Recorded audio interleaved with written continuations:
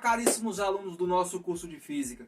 Vamos continuar aqui o nosso assunto. Vamos falar agora sobre diferença de potencial elétrico. A diferença de potencial elétrico você encontra no nosso resumo lá na página 10. No finalzinho do resumo, são 12 páginas. Você que não viu ainda, você que não teve a oportunidade ou o prazer de observar, de dar uma lida no nosso resumo. São apenas 12 páginas, bem espaçadas, uma letra bem grande. É rapidinho você ler todo o assunto da primeira unidade, tá certo? Eu recomendo realmente, de verdade, que você dê uma lida em todo esse assunto. Vai ser muito importante para você e eu vou me sentir honrado, tá certo? Mas caso você seja uma pessoa que gosta de estudar só pelo livro, não tem problema. Esse assunto está lá na página 48. Página 48 a gente vai falar agora de diferença de potencial. Diferença de potencial. Na aula anterior, no vídeo anterior, a gente falou sobre potencial elétrico. Lembra? Está até aqui no quadro ainda, ó, potencial elétrico. Agora a gente vai falar de uma outra grandeza física, ó, potencial elétrico. O que a gente vai falar agora é de diferença. Diferença de potencial elétrico. Quer dizer, se você entendeu potencial elétrico, pode ter certeza que você vai entender diferença de potencial elétrico. Eu falei a tu que potencial elétrico a gente representa pela letra V. Diferença de potencial elétrico, tem gente que vai falar assim, ó, DDP. Você já deve ter visto falar em algum lugar. Mas também você vai ver representando pelo U, pela letra U maiúscula, beleza? Então potencial elétrico você representa pela letra V. E diferença de potencial elétrico você vai ver aí muitos livros representando pela letra U. Legal? E aí, professor, como é que faz para calcular a diferença de potencial elétrico? Porque o potencial elétrico eu já sei.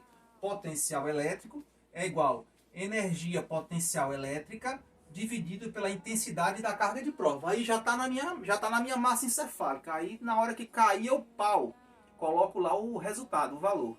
Bom, e agora como é que faz para calcular a diferença de potencial elétrico? Olha, no vídeo anterior eu te disse assim, ó, quando você vê aí na física, na química, na matemática, a palavra razão, você lê divisão. Já sabe que ele está falando de uma divisão.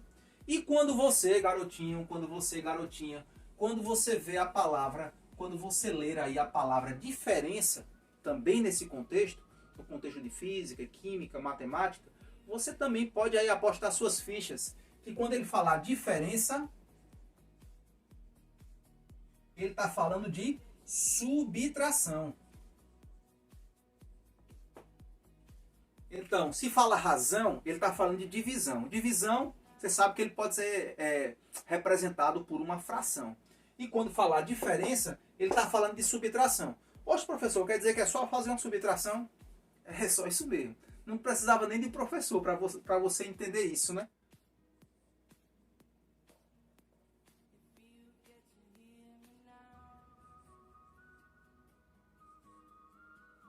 Olha que engraçado, olha que legal. Como é que lê isso daqui? A diferença de potencial de A até B é igual ao potencial em A menos ao potencial em B. É legal? É bem intuitivo, né? E como é que acontece isso na prática, professor? Olha, vem cá. Na prática você vai ter que saber onde é o potencial A e onde é o potencial B. O potencial elétrico, é claro. Eu vou aqui colocar que o ponto A é nesse lugarzinho aqui, ó. Então o ponto A sendo aqui nesse lugarzinho, onde essa carga acaba de passar, aqui ele tem um potencial elétrico de 100 volts. Voltando para registrar que esses 100 volts aqui a gente colocou de forma arbitrária, só para exemplificar. Não significa que foi feito algum cálculo para saber se aqui era 100 volts. A gente colocou de forma arbitrária, beleza? Então aqui sendo 100 volts. E lá naquele primeiro momento, quando a carga de teste, quando ela invadiu o campo elétrico gerado pela carga Q, aqui seria o ponto B, onde o potencial elétrico, é claro, porque por estar mais afastado da carga geradora, valia aí apenas 10 volts. Também vale registrar que a gente não fez cálculos para saber se aqui era 10 volts. Aqui foi apenas para ilustrar, a gente colocou um valor para ilustrar, para que você entendesse uma escala numérica com uma escala numérica mais ou menos como se comporta o potencial elétrico. Bom, dito isso, agora que você já sabe quanto vale não, agora que você já identificou onde é o ponto A, você pode dizer que o potencial elétrico em A vale 100 volts e o potencial elétrico em B vale 10 volts. Então, quanto vale a diferença de potencial entre A e B? Tranquilamente, né? Só é fazer a conta. Vai ficar 100 volts menos 10 volts. Vai dar quanto? 90 volts. Legal? Pessoal, aqui é só são números para que você entenda. Talvez tem colegas que têm uma dificuldade de entender assim quando a gente coloca variáveis algébricas. Aí nesse exemplo aqui a gente optou por fazer aí, colocar números para que você entendesse de maneira mais concreta, talvez mais palpável, como funciona aí, como funcionaria o cálculo de uma diferença de potencial de uma partícula aí que atravessou aí um campo elétrico, tá certo? Meus amigos, nós acabamos de ver como seria o cálculo de uma diferença de potencial em um campo gerado por uma carga pontiforme. Na verdade, durante toda essa primeira unidade, a gente falou de campos gerados por cargas pontiformes. Professor, foi isso mesmo que o senhor ensinou? Foi. Talvez você não esteja associando o nome à pessoa, mas essa nomenclatura a gente falou lá quando a gente falou da lei de Coulomb, do que seriam cargas pontiformes, né? São corpos eletrizados, corpos muito pequenos, que têm sua dimensão aí praticamente desprezível, e a única coisa que a gente estuda nesse caso seria a intensidade da carga. Então a gente trabalhou aí ao longo dessa primeira unidade com campos gerados por cargas pontiformes. E como são esses campos? Isso aí também a gente já falou exaustivamente. Esses campos são assim, ó. Se a carga for positiva, o campo é divergente, né? A gente representa assim, divergente. E como é que funciona a intensidade desse campo? Ó, quanto mais próximo da partícula, maior é o campo, não é isso? Quanto mais próximo da partícula, maior é o campo. Quanto mais afastado da partícula eletrizada, da carga elétrica, quanto mais afastado, menor é o campo. Não foi assim que a gente aprendeu até agora? E não está errado não. Realmente, quando a gente fala de cargas pontiformes, certo? De partículas eletrizadas, é assim que as coisas acontecem. Quanto mais próximo da carga, mais intenso é o campo. Quanto mais afastado da carga, menos intenso é o campo. Beleza? Mas aí, professor, o que é que acontece quando a gente tem assim, ó? Digamos, eu vou dizer que essa carga aqui é uma carga positiva. Tá certo? E aí você já sabe qual é o comportamento, como é que a gente sinaliza aí o campo elétrico dela, né? Como é que a gente representa o campo elétrico gerado por uma carga positiva. E se do lado eu tiver aqui, professor, do lado, nas proximidades, se eu tiver uma carga negativa e as duas estiverem fixas, tá bom? As duas, digamos assim, são duas cargas geradoras. Como é que é mesmo as linhas de campo de um gerado por uma carga negativa? Concorda comigo que elas são assim, ó? Concorda, Paloma? Concordo. Pelo menos uma pessoa prestando atenção nessa aula.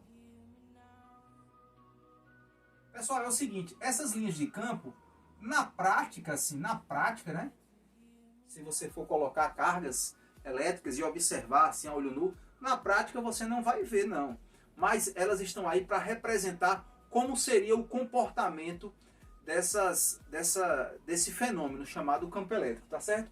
Mas o que acontece quando a gente tem duas cargas elétricas, uma na presença da outra, o que acontece é que os campos começam a interagir um com o outro. E como é que a gente representa isso aqui com as linhas de campo? A gente começa a conectar, quando é o caso, a gente conecta assim, ó.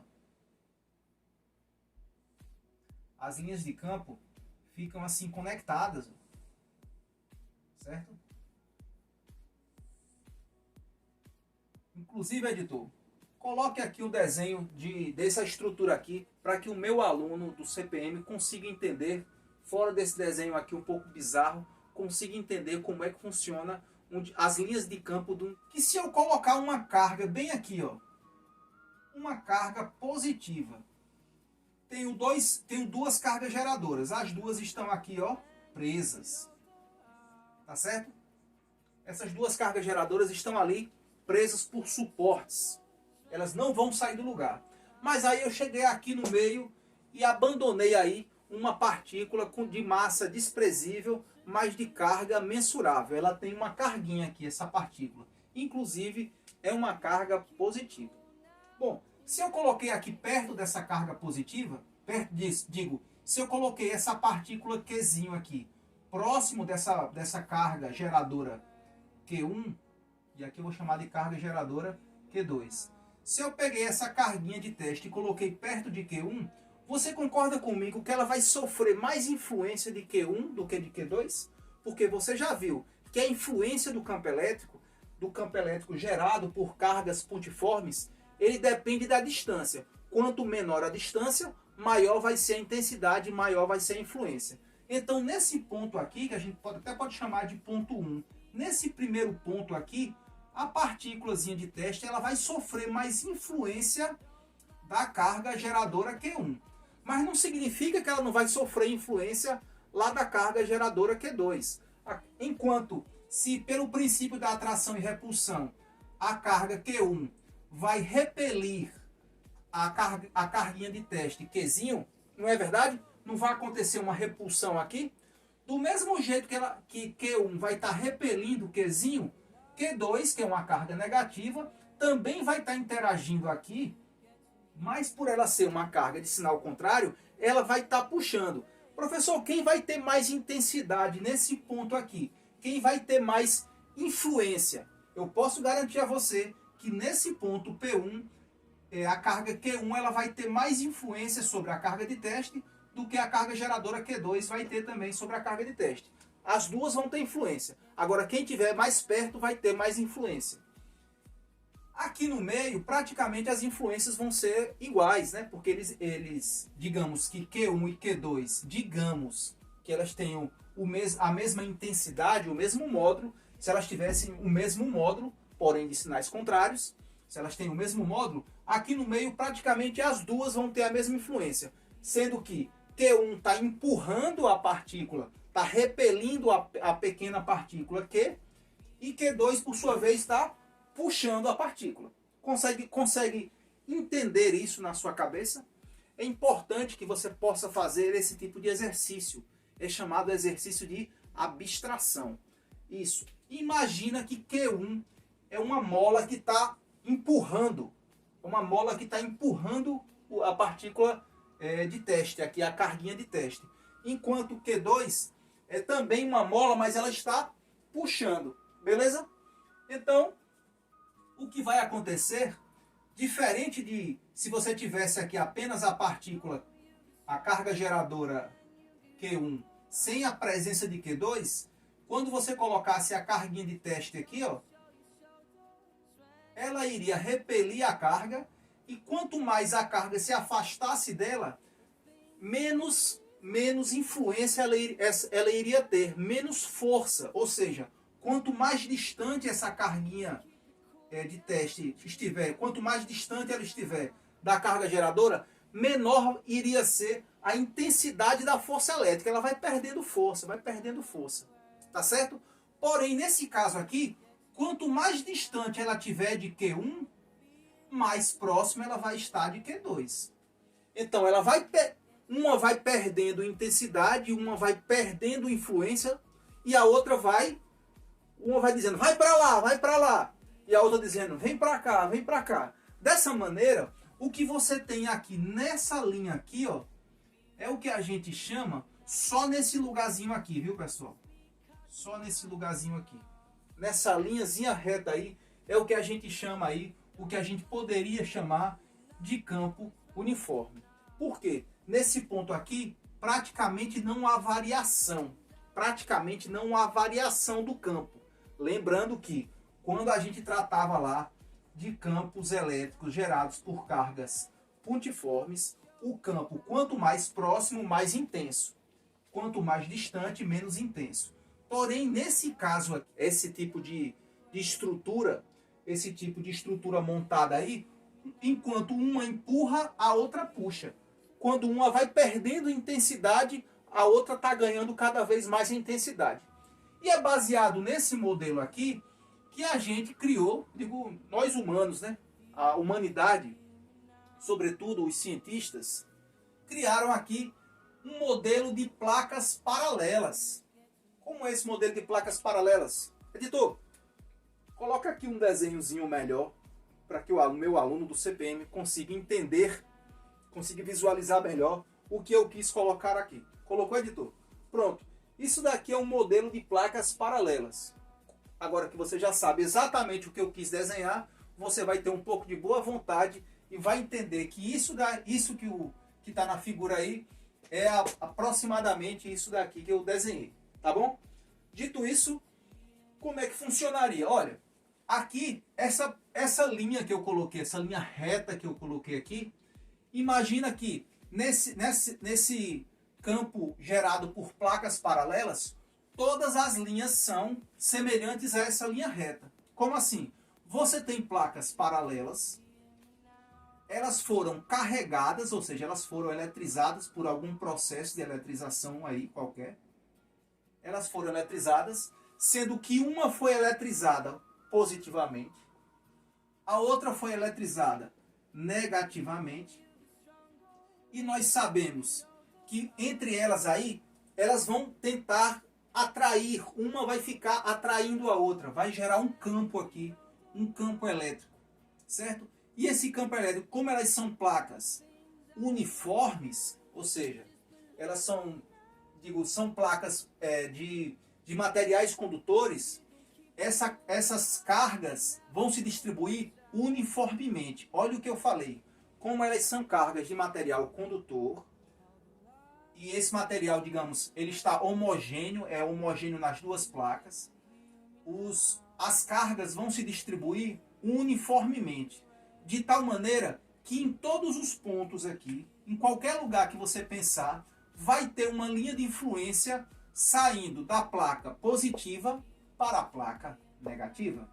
Então, onde você pensar aqui, onde você pensar na plaquinha A, vou jogar essa plaquinha aqui de plaquinha A, vai ter uma linha indo lá para a plaquinha B.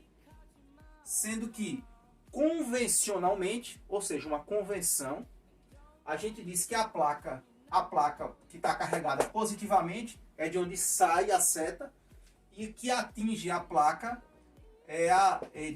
e a placa negativa é aquela placa que recebe a setinha, tá bom? E aí, como você já viu, eu espero muito que você tenha entendido esse princípio aqui, porque foi daqui que a gente tirou esse tipo de invenção. Bom, é tanto que é mais comum na indústria a gente ver esse tipo de arranjo aqui do que aquele outro tipo, tá certo? Esse tipo aqui é muito mais comum, é tão comum que a gente vai ver daqui a pouquinho onde é que a gente aplica isso, e já vou adiantar que é em alguma coisa chamado capacitores.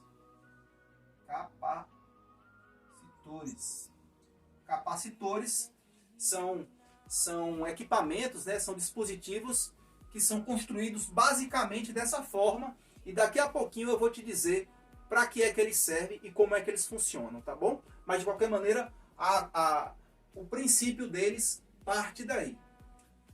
Dito isso, pessoal, como é que a gente calcularia a diferença de potencial? Veja só, como é que a gente calcularia a diferença de potencial dentro de uma estrutura dessa, em um campo elétrico desse? Ou seja, num campo elétrico onde a intensidade do campo é a mesma. Aqui, onde você pensar, tanto mais perto de A como mais perto de B, como entre os dois, nesse caso aqui, o campo ele é sempre uniforme. Entendeu? Professor, mas você passou aqui a unidade todinha dizendo que quanto mais perto da carga geradora, era que o campo era mais forte, certo? Mas é quando a gente tem apenas uma carga geradora, tá certo? Aqui nesse caso a gente tem duas cargas geradoras nesse ponto, e aqui é como se dentro dessa placa você tivesse ali milhares, milhões, infinitas cargas geradoras, uma de frente para a outra ali, uma enviando e a outra recebendo ali, uma empurrando, uma repelindo e a outra puxando e a outra atraindo. E é por isso, enquanto uma empurra, a outra puxa, que o campo fica uniforme. Beleza? Aí eu quero que você abra esse seu livro aí, lá na sua página 50. Lá na página 50 tem explicando exatamente isso, ó. Deixa eu explicar aqui para você.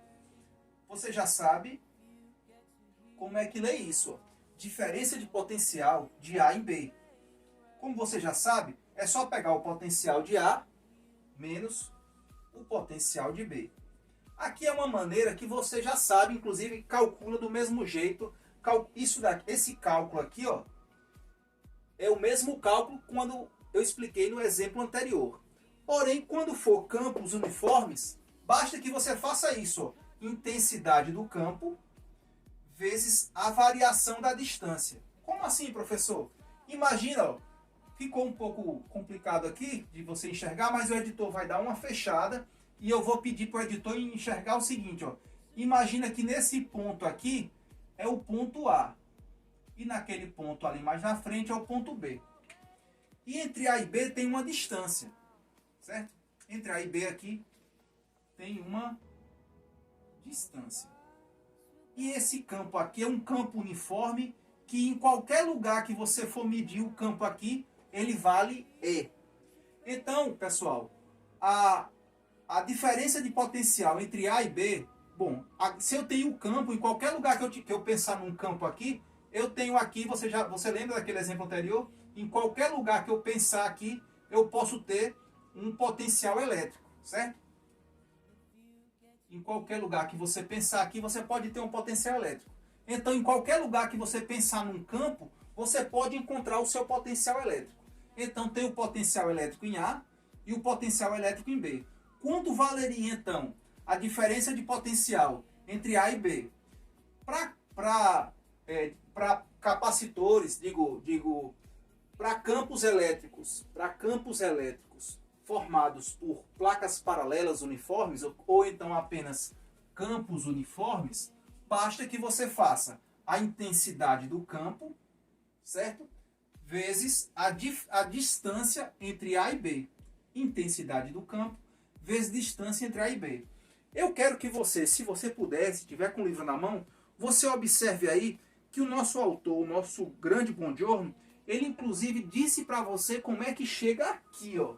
É muito simples, mas para o vídeo não ficar muito grande, eu não vou colocar essa sequência de equações. Mas é realmente uma coisa muito simples.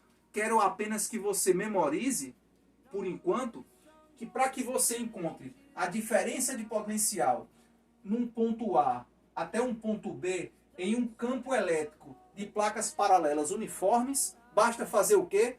Basta que eu saiba a intensidade do campo e multiplique pela distância entre esses dois pontos que estão sendo estudados. Legal? Beleza? Quando